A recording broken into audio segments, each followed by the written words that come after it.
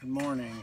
Today is Sunday morning, May the 3rd, 2020. As I was studying this week, I ended up going to the book of Job. My scriptures are going to be out of Job chapter 23, verses 3 and verses 8 through 10.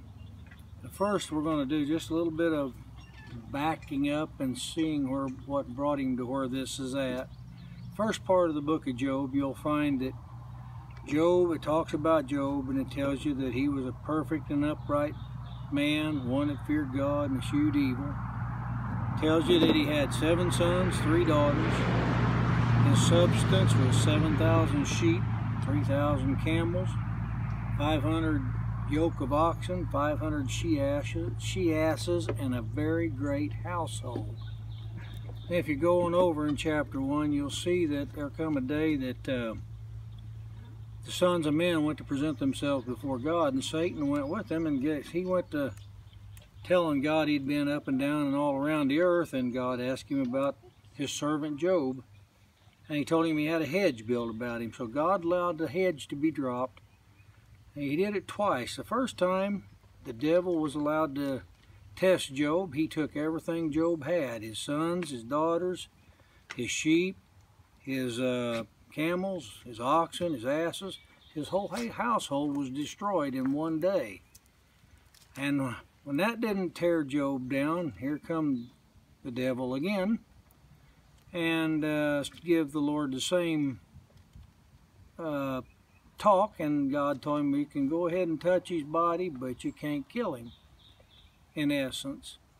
So then he put big old boils from the soles of Job's feet all the way to the tip of his head, all over his body, and the Bible tells us that he sat in ashes, and he scraped himself with a potsherd. I don't know exactly, that's some kind of scraper. Broken pot.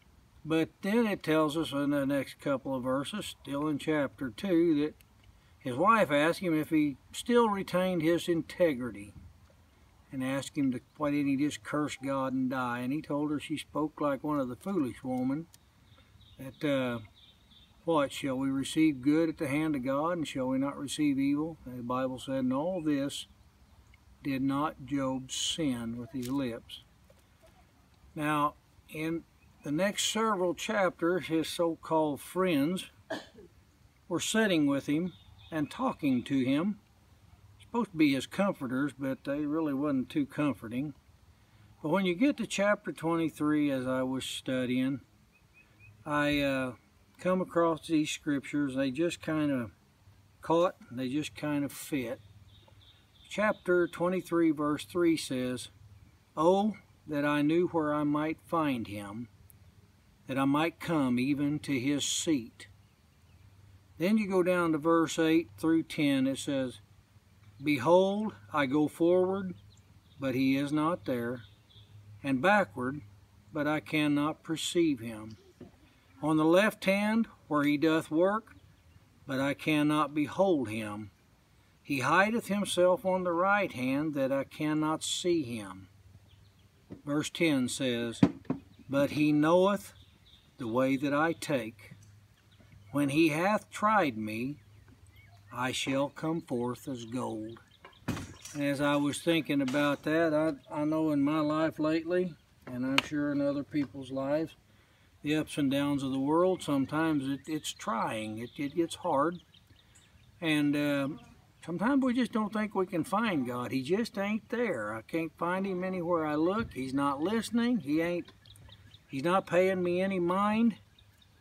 He's just not listening to my problems and the things that I'm going through.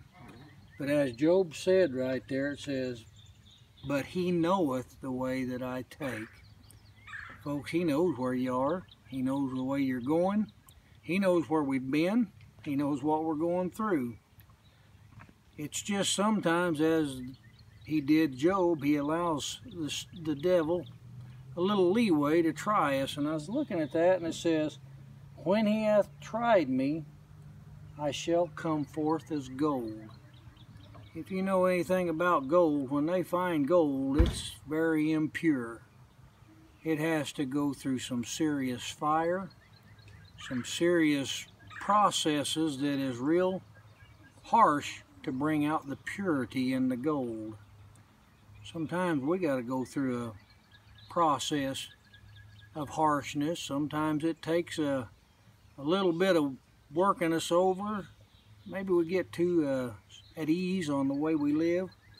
And sometimes He's just got to try us a little bit and do a little bit of refining to bring out the gold in us. But He does know where we are. He knows where we've been. He knows where we're going. He knows what He has for us. And He knows what He wants us to be. And if we just hang in there, He may try us. He may work on us a little. He may see just what we're made of.